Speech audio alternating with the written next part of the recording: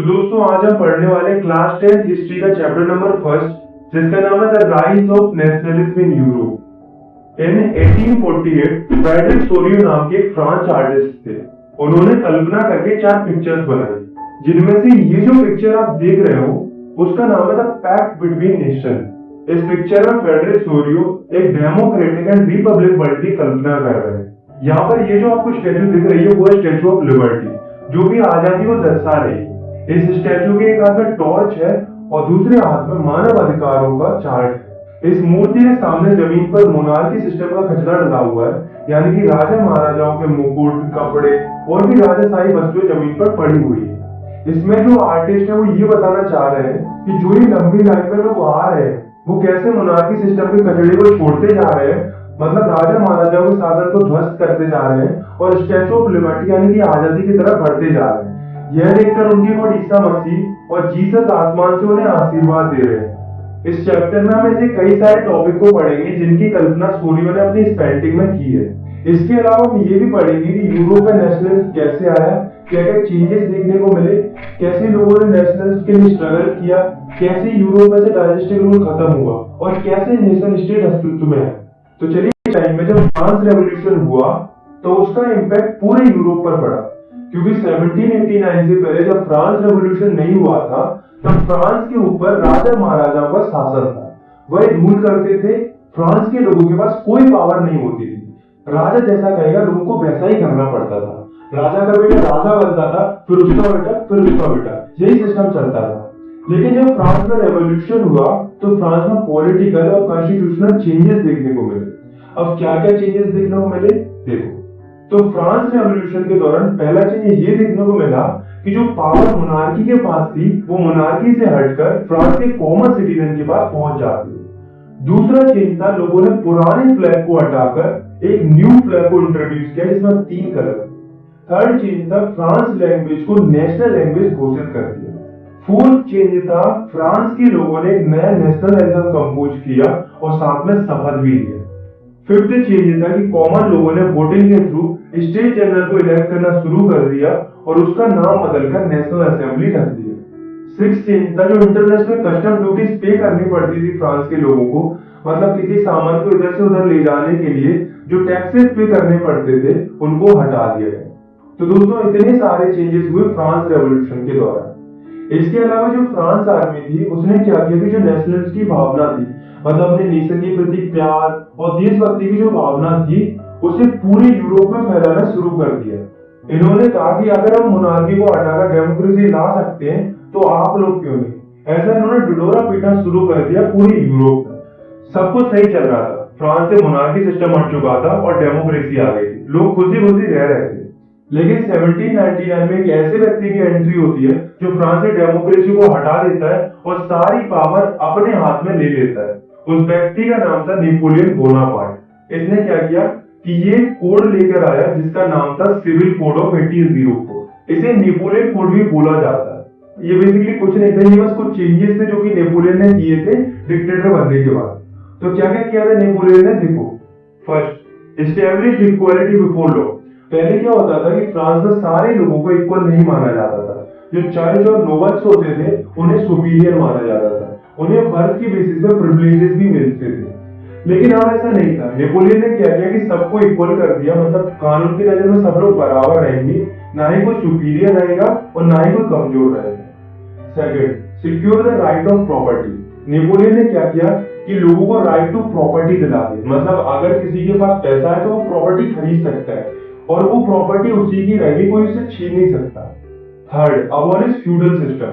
पहले क्या होता था कि जो बड़े बड़े लैंडलॉर्ड्स होते थे उन्हें फ्यूडल लॉर्ड भी कहते थे। वो क्या करते थे, वो पीजेंट्स पर काम करवाते थे और सारा प्रॉफिट खुद ले जाते थे। बेचारे जो पीजेंट्स होते थे, मतलब जो किसान होते थे, उनका कोई फायदा ही नहीं होता था। तो नेपोलियन ने इस फ्यूडल सिस्टम को खत्म कर दिया। Fourth, transportation and communication system were improved. Napoleon ने ट्रांसपोर्टेशन और कम्युनिकेशन सिस्टम को काफी इंप्रूव कर दिया था, जिसकी वजह से फ्रांस में डेवलपमेंट काफी तेजी से हो रहा था। Fifth, standardized weight and measure and common currency. मतलब वजन और माप को स्टैंडर्डाइज कर दिया और इसके अलावा जो अलग अलग प्रकार की करेंसी चलती थी फ्रांस के अंदर, उनको हटाकर एक तरह की करेंसी में बदल दिया। 6. गिल्ट रिस्ट्रिक्शन वर रिमूव, मतलब नेपोलियन ने क्या किया कि गिल्ट रिस्ट्रिक्शन को हटा दिया। इससे फायदा क्या हुआ कि मर्चेंट्स, आर्टिसियंस अब सब फ्रीली ट्रेड कर सकते थे, मतलब बिना किसी बैरियर के ट्रेडर्स आसानी से व्यापार कर सकते थे। तो दोस्तों इतने सारे चेंज नेपोलियन ने किए थे, पर ये जो चेंज नेपोलियन ने किए थे वे लोगों को इतने पसंद आए कि लोग नेपोलियन को मसीहा समझने लगे। फ्रांस को छोड़ो, फ्रांस के जो आसपास के जो देश थे वो खुद नेपोलियन और उसकी आर्मी का स्वागत कर रहे थे, क्योंकि उनको लग रहा था कि नेपोलियन ही हमें इस मोनार्की सिस्टम से आजाद करा सकता है। ऐसा उनको इसलिए लग रहा था क्योंकि नेपोलियन जहां कहीं भी जा रहा था वहां से मोनार्की खत्म होती जा रही है। लेकिन उन्हें क्या पता था कि जिस नेपोलियन को वो अपना हीरो समझ रहे थे वो एक्चुअली में विलन था। तो ऐसे क्या कारण थे जिससे नेपोलियन से लोग नफरत करने लगे? तो पहला रीजन था नेपोलियन ने लोगों को पॉलिटिकल फ्रीडम नहीं दी थी। दूसरा कारण था टैक्स बढ़ा दिया था। तीसरा कारण था लोगों के ऊपर सेंसरशिप लगा दी। और चौथा और सबसे बुरा कारण था नेपोलियन जबरदस्ती लोगों को आर्मी में भर्ती कर रहा था। अब वो ऐसा क्यों कर रहा था? क्योंकि उसे पूरे यूरोप को कॉन्कर करना था, तो इसके लिए उसे आर्मी की जरूरत तो थी। तो उसने लोगों को जबरदस्ती आर्मी में भर्ती करना शुरू कर दिया। ये उसकी सबसे बड़ी गलती थी। और दोस्तों ये जो कारण थे, इन्हीं कारणों की वजह से लोग नेपोलियन से नफरत करने लगे। The making of nationalism in Europe. Mid 18th century में यूरोप के अंदर कोई भी नेशन स्टेट नहीं था। नेशन स्टेट का मतलब होता है कि कोई भी ऐसी कंट्री जिसमें most of the people common language, culture, identity को फॉलो करते हो। फॉर एग्जाम्पल, आज के टाइम में जितनी भी कंट्रीज है वे सारी नेशन स्टेट्स हैं, लेकिन पहले ऐसा नहीं होता था।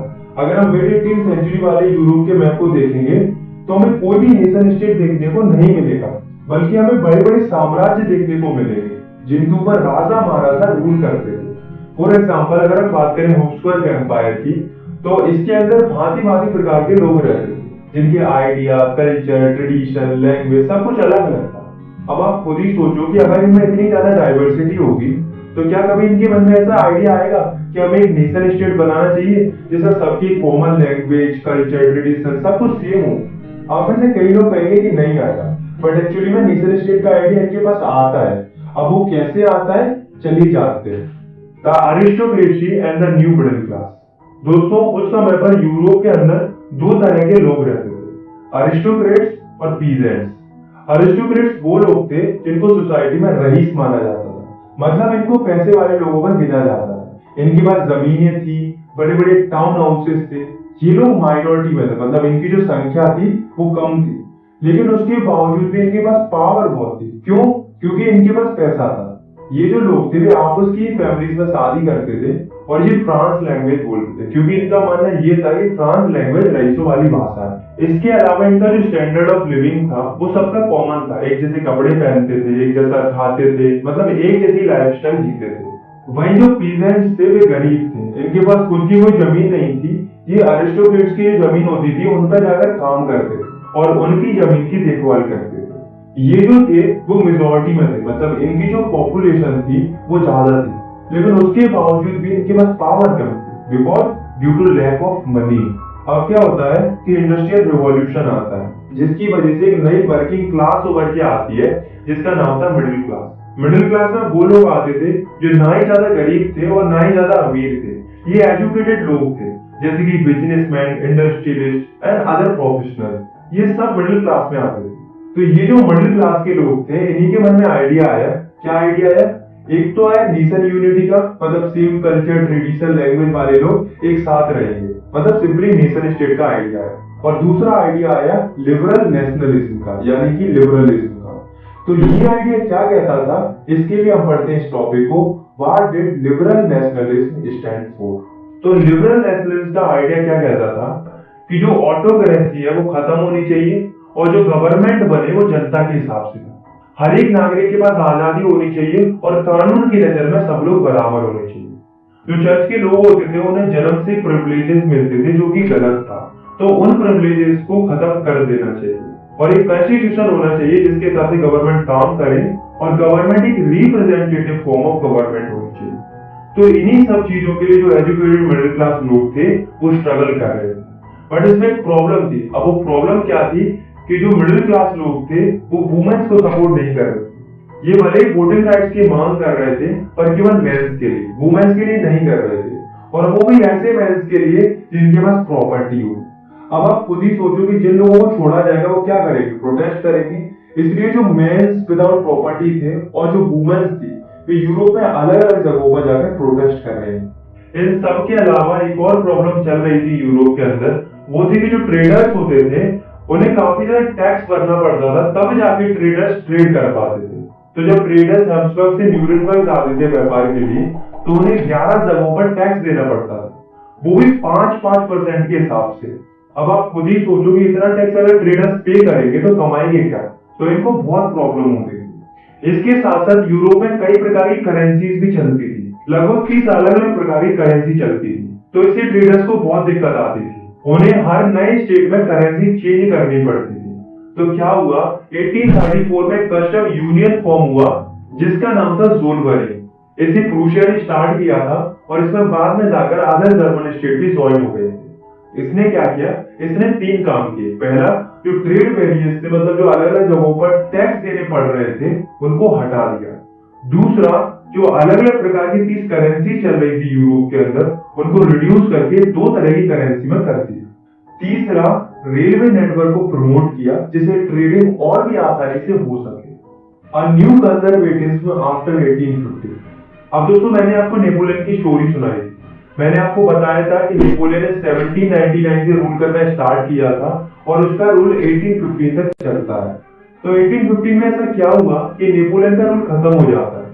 तो एक्चुअली में 1815 में होता क्या है कि एक फाइट होती है, जिसमें एक तरफ नेपोलियन होता है और दूसरी तरफ होती है 4 countries, Britain, Russia, Prussia and Austria. इस फाइट को बैटल ऑफ वाटरलू बोला जाता है। तो इस फाइट का रिजल्ट क्या होता है कि जो नेपोलियन होता है वो हार जाता है। नेपोलियन की हार के बाद जो जीते हुए स्टेट्स थे, Britain, Russia, Prussia and Austria, ये कौन थे, ये कंजर्वेटिव लोग थे। ये नहीं चाहते थे कि सोसाइटी में कुछ चेंज हो, इन्हें मोनार्की पसंद थी, ये चाहते थे कि मोनार्की फिर से वापस आ जाए। तो ये क्या करते हैं, ये कंजर्वेटिज्म लाते हैं। मतलब नेपोलियन ने जो कुछ भी किया था उसको हटाकर जो पुराना सिस्टम था उसको वापस लाते हैं और साथ में यूरोप में जो भी चेंज हुए थे उनको पहले जैसा कर देते। जैसे कि मोनार्की सिस्टम को ये वापस ले आते, चर्च की पावर को वापस ले आते, सोशल हायरार्की को वापस ले आते। मतलब जो अपर क्लास लोअर क्लास का जो सिस्टम चलता था ना पहले, उसको वापस ले आते, ऑटोक्रेटिक रूल को वापस ले आते। इन्होंने सेंसरशिप भी लगा दी थी, मतलब कोई इनके अगेंस्ट छाप नहीं सकता, लिख नहीं सकता और ना ही कोई इनके खिलाफ आवाज उठा सकता है किसी भी तरह से। इन सब के अलावा इन चारों स्टेट ने एक ट्रीटी साइन की जिसका नाम था ट्रीटी ऑफ वेना। ये 1815 में ही साइन की गई थी। इसको होस्ट कर रहे थे ऑस्ट्रियन चांसलर ड्यूक मेटरनिच। तो इस ट्रीटी में से क्या था, क्या क्या चेंजेस आए थे इस ट्रीटी की वजह से, चलिए देखते हैं। First, Bourbon dynasty was restored in France.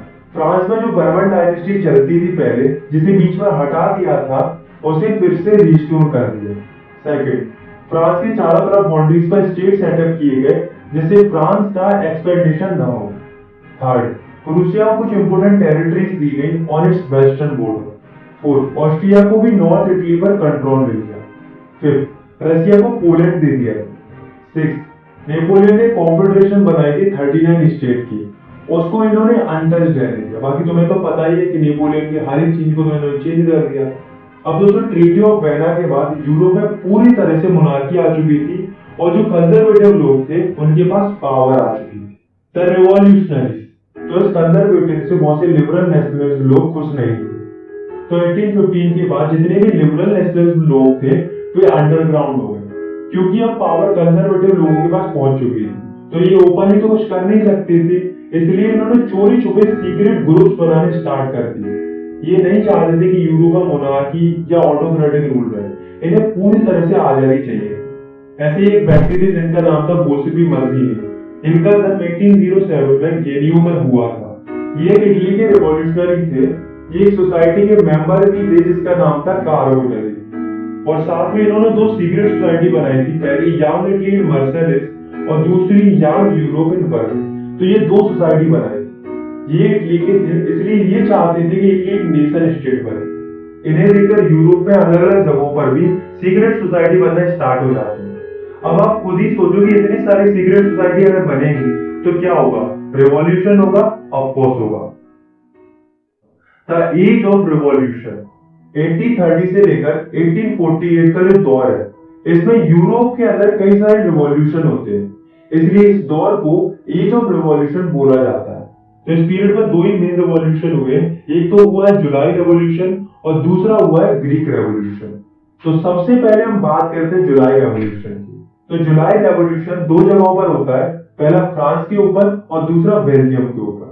तो फ्रांस में क्या होता है, फ्रांस से बर्बन किंग को हटा दिया जाता है, मतलब कंजर्वेटिव लोगों ने जो बर्बन डायनेस्टी सेटअप की थी फ्रांस के अंदर, उसको हटा दिया जाता है और साथ में कॉन्स्टिट्यूशनल मोनार्की सेटअप की जाती है। मतलब मोनार्की तो रहेगी बट उसमें काम कॉन्स्टिट्यूशन के हिसाब से होगा। इन सब के अलावा लुइस फिलिपी को फ्रांस का हेड बना दिया जाता है। अब बात करते हैं बेल्जियम की। पहले क्या था कि जो बेल्जियम था वो यूनाइटेड किंगडम ऑफ नीदरलैंड का ही पार्ट था, मतलब Belgium United Kingdom of Netherlands के कंट्रोल में आता था। तो जो बेल्जियम के लोग थे उनको आजादी चाहिए, वो अपना एक अलग ही नेशन बनाना चाहते थे और इसी कारण से बेल्जियम में भी रिवॉल्यूशन होता है और इस रेवोल्यूशन का रिजल्ट ये आता है कि बेल्जियम को फ्री कर दिया जाता है, मतलब बेल्जियम आजाद हो जाता है यूनाइटेड किंगडम ऑफ नीदरलैंड से। अब हम बात करते हैं दूसरे रेवोल्यूशन की जिसका नाम था ग्रीक रेवोल्यूशन। तो पहले क्या था कि जो ग्रीक था वो ऑटोमन एम्पायर का पार्ट था। तो जो ग्रीक के लोग थे वो भी और देशों की तरह फ्रीडम की डिमांड कर रहे थे, वो भी चाह रहे थे कि हमारा एक नेशन स्टेट हो, मतलब अलग से एक कंट्री हो। तो इसी फीलिंग के लिए 1821 में ग्रीस के लोग स्ट्रगल करना शुरू कर देते, पर ग्रीस के लोग इतने ज्यादा पावरफुल नहीं थे कि वे अपने आप को आजादी दिला पाए, तो इन्हें मदद की जरूरत थी। तो इसके लिए जो वेस्ट यूरोपियन कंट्रीज थी वो इनकी मदद करती और साथ में जो ग्रीक के पोएट्स और आर्टिस्ट थे वे भी अपनी पोएम्स और पेंटिंग के थ्रू लोगों के बीच में नेशनलिस्ट की फीलिंग जगाने में लगे हुए थे। तो इन सब की वजह से फाइनली 1932 को एक ट्रीटी साइन होती है जिसका नाम था द ट्रीटी ऑफ कॉन्स्टेंटिनोपल। इस ट्रीटी के साइन होने के बाद ग्रीक जो है वो आजाद हो जाता है और एक इंडिपेंडेंट नेशन स्टेट बन जाता है। The romantic imagination and the national feelings. दोस्तों आपको क्या लगता है कि जो नेशनलिस्ट की फीलिंग थी, मतलब जो देशभक्ति की जो भावना थी, वो लोगों में केवल वॉर और टेरिटोरियल एक्सपेंशन से आई थी? नहीं, ऐसा नहीं था, बल्कि इसके अलावा एक और चीज थी जिसकी वजह से नेशनलिस्ट की फीलिंग लोगों में फैल रही थी, वो था कल्चर। इन लोगों को लगा कि हमें कल्चर के थ्रू लोगों में नेशनल की फीलिंग अराइज करनी चाहिए, लोगों को इमोशनली कनेक्ट करना चाहिए अपने नेशन के प्रति। इसलिए स्टार्ट हुआ रोमांटिसिज्म। रोमांटिसिज्म का मतलब होता है a cultural movement to develop a particular form of national sentiments. मतलब कोई भी ऐसा कल्चरल मूवमेंट जिसकी वजह से लोगों में अपने नेशन के प्रति प्यार पैदा हो, या हम कह सकते हैं लोगों के मन में अपने देश के प्रति सेंटिमेंट जागरूक हो, इसी को रोमांटिसिज्म बोला जाता है। तो ऐसे कई सारे रोमांटिक आर्टिस्ट थे जो रोमांटिसिज्म फैला रहे थे अपनी आर्ट्स, पोएट्री, स्टोरीज और म्यूजिक की मदद से। ऐसे एक जर्मन फिलोसोफर थे जिनका नाम था जॉन गॉटफ्राइड। इन्होंने इसी से रिलेटेड अपनी फीलिंग्स शेयर की। इन्होंने कहा कि अगर आपको पता करना है किसी देश का कल्चर कैसा है, तो वो राजा महाराजाओं की महलों में देखने को नहीं मिलेगा, बल्कि कॉमन लोगों के पास में रहने से पता चलेगा कि उस देश का कल्चर कैसा है। और इन्होंने ये भी कहा कि जो कल्चर है वही तो आत्मा है नेशन की, मतलब culture is the true spirit of the nation.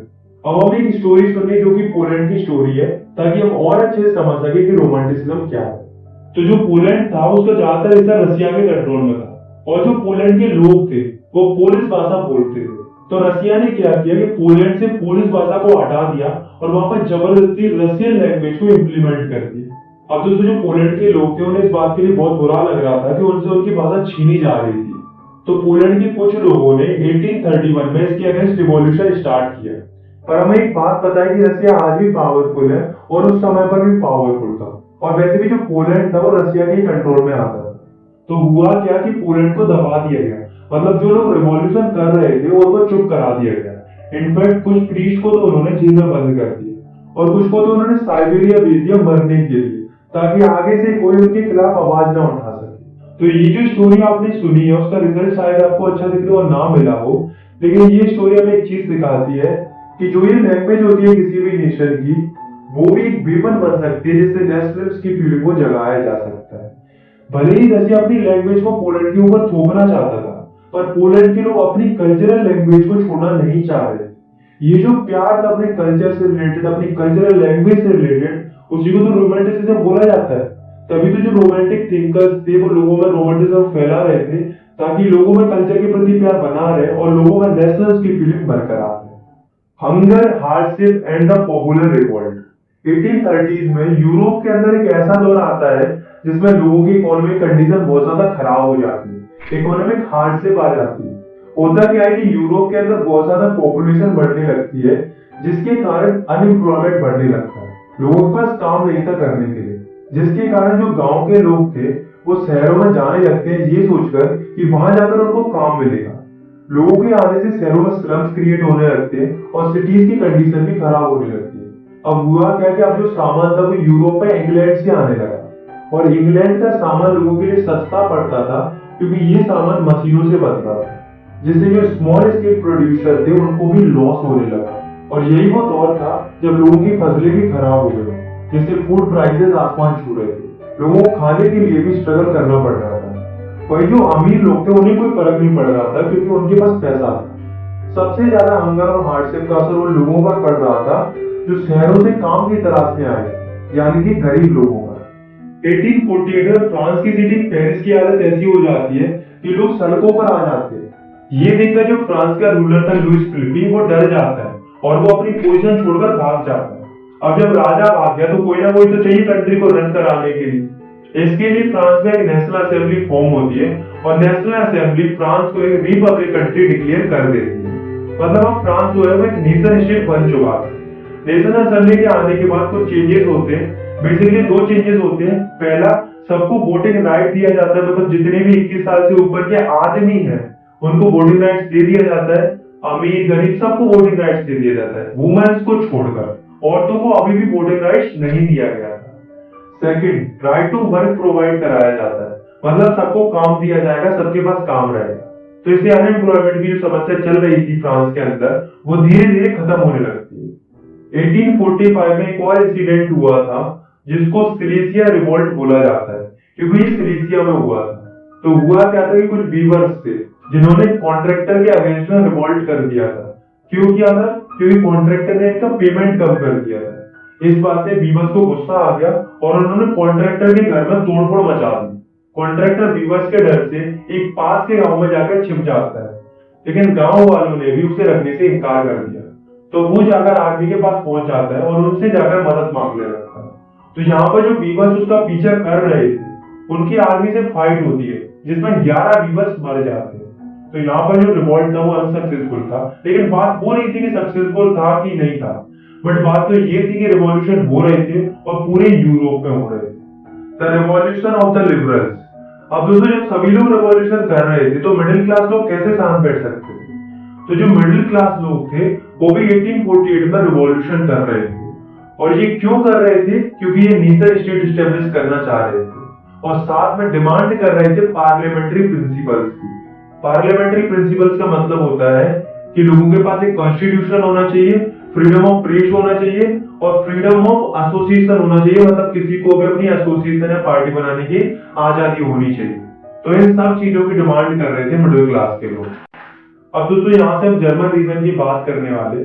तो जर्मन रीजन में क्या होता है कि जो वहां के मिडिल क्लास लोग होते हैं वो क्या करते हैं, वो एक असेंबली बनाते हैं जिसको ऑल जर्मन नेशनल असेंबली बोला जाता है, जिसमें 831 मेंबर्स को ये लोग इलेक्ट करते हैं वोटिंग के थ्रू। और 18 में 1848 को ये सारे 831 मेंबर्स इकट्ठे होते हैं।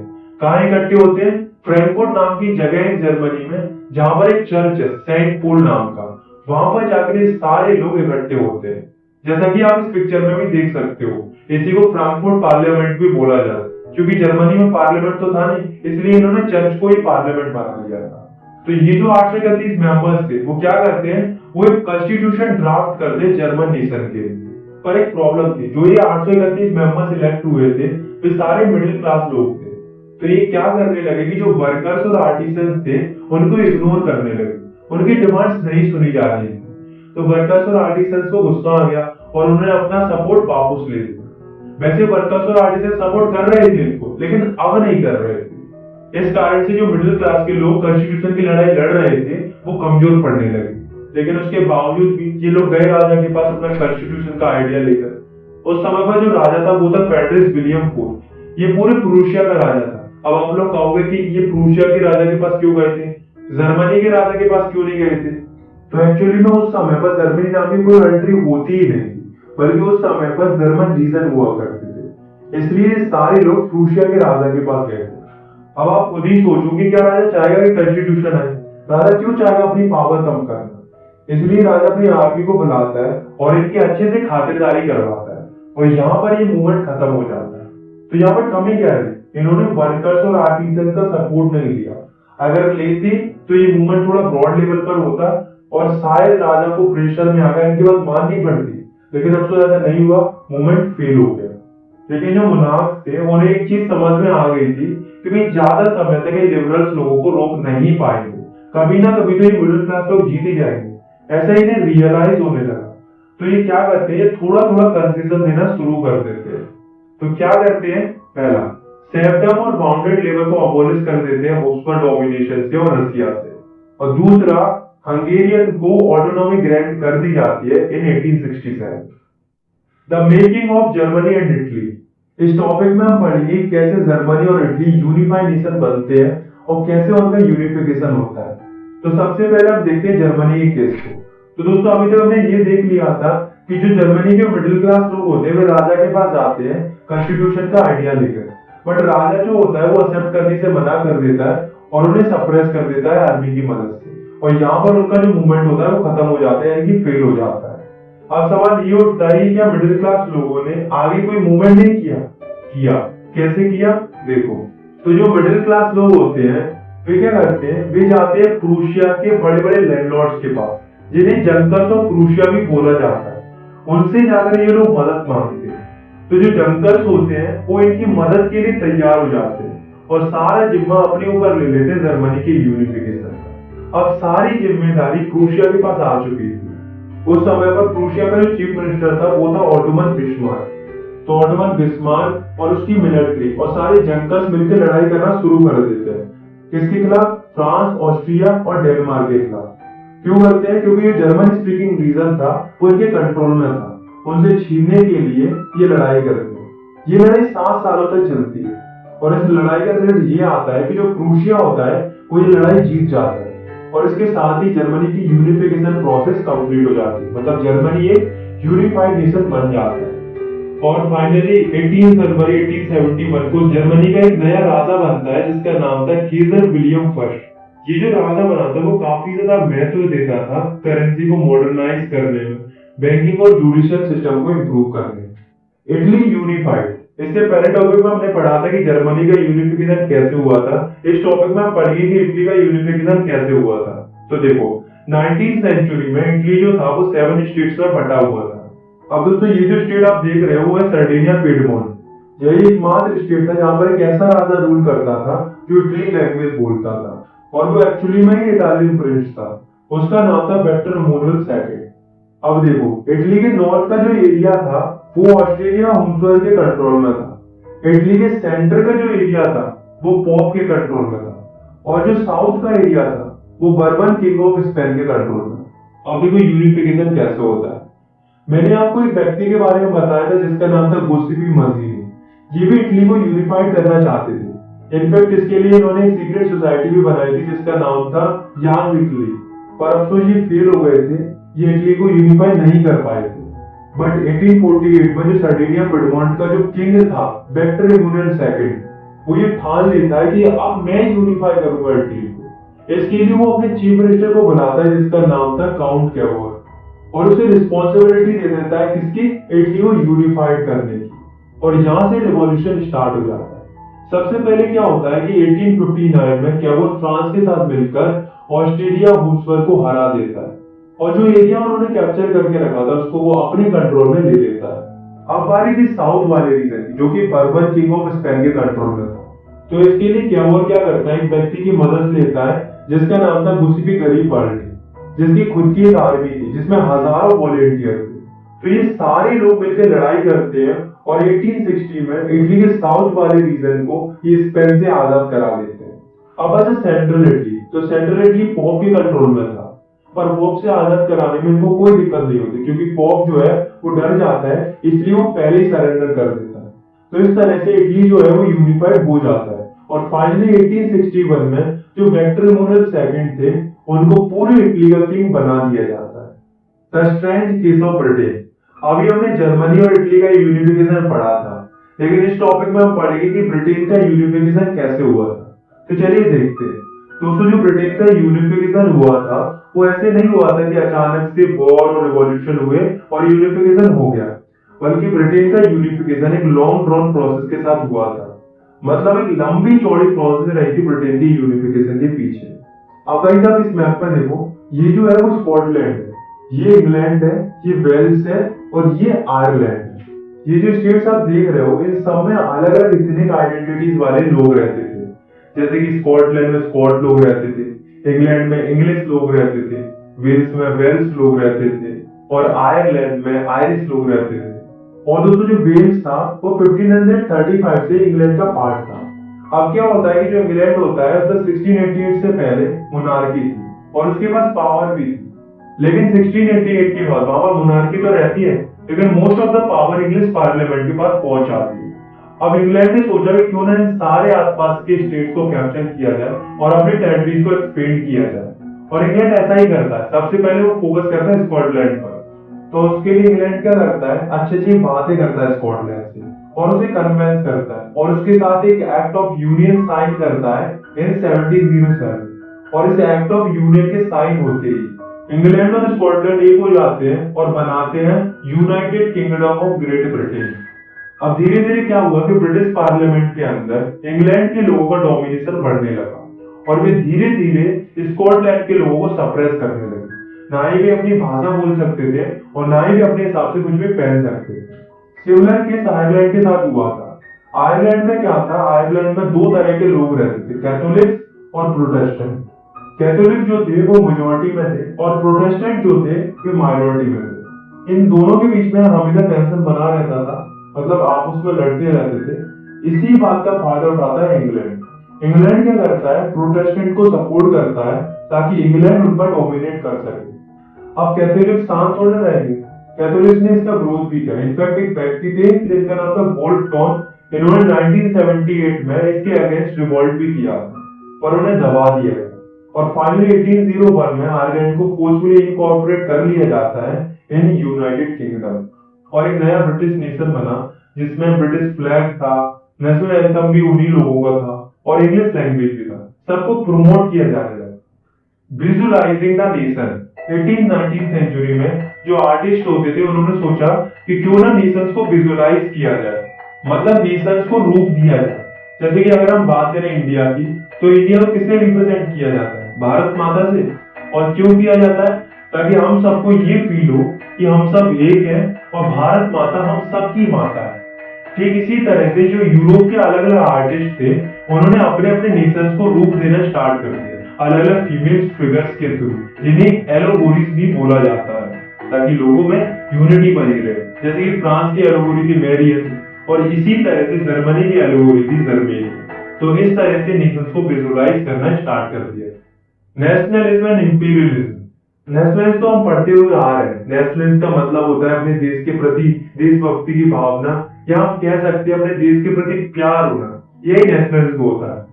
तो होता कि 19th सेंचुरी के एंड तक जो नेशनलिज्म की फीलिंग होती है वो कन्वर्ट होने लगती है इंपेरियलिज्म में। इंपेरियलिज्म का मतलब होता है साम्राज्यवाद, मतलब कोई बड़ा नेशन छोटे छोटे नेशंस को कैप्चर करने लगे अपनी टेरिटरीज को एक्सपेंड करने के लिए, इसी को इंपेरियलिज्म बोला जाता है।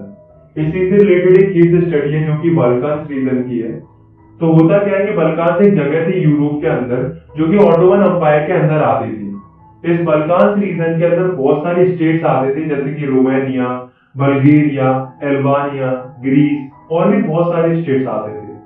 तो क्या हुआ कि जो ऑटोमन एम्पायर था वो धीरे धीरे कमजोर होने लगा, जिस कारण से जो बाल्कान रीजन के जो स्टेट थे वे अपने आप को इंडिपेंडेंट करने लगे, मतलब अपनी अपनी अलग अलग कंट्रीज बनाने लगे। ये सारी कंट्रीज आपस में जलती थी, जिस वजह से हर कंट्री यही चाह रही थी कि मेरा डोमिनेशन रीजन सबसे बड़ा हो, जिस वजह से सारी कंट्रीज आपस में लड़ने लगती हैं अपने एरिया को एक्सपेंड करने के लिए। इन सबको देखकर जो बड़ी बड़ी कंट्रीज होती है जैसे कि Russia, Germany, England, Austro Hungary, उनको भी लालच आ जाता है और वे भी इस लड़ाई में पार्ट ले लेती है और यही कारण बनता है फर्स्ट वर्ल्ड वॉर। बाद में जाकर कई सारे लोग एंटी इंपीरियल मूवमेंट भी चलाते हैं और कहीं ना कहीं जो इंपीरियलिज्म था उसकी वजह से लोगों में नेशनलिज्म की फीलिंग भी जागती है क्योंकि लोगों को डोमिनेशन कंट्री से आजादी चाहिए थी। आई होप आपको ये वीडियो पसंद आई होगी। अगर आपको ये वीडियो पसंद है तो आप इस वीडियो को लाइक कर सकते हो और चाहो तो इस चैनल को सब्सक्राइब भी कर सकते हो ऐसी क्लास 10 की वीडियोस आगे देखने के लिए। मिलते हैं नेक्स्ट वीडियो में, तब तक के लिए टेक केयर, बाय बाय।